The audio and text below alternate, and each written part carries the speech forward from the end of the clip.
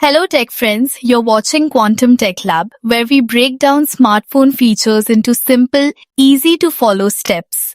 In today's guide, how to turn off your Samsung Galaxy phone the right way. Pick up your Samsung Galaxy device and unlock it so you're on the home screen. Look at the side of your phone. You'll find the power side button and the volume down button, usually located on the right side of most Samsung Galaxy models.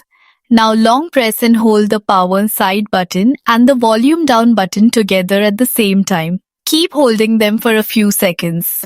After a moment, the power menu will appear on your screen with several options. Next, tap on the power off option. Tap power off again to confirm. Within a few seconds, your Samsung Galaxy phone will completely shut down. Thanks for learning with Quantum Tech Lab today. If you found this guide helpful, be sure to check back for more straightforward smartphone tutorials designed to make your tech life easier and smarter. See you in the next guide.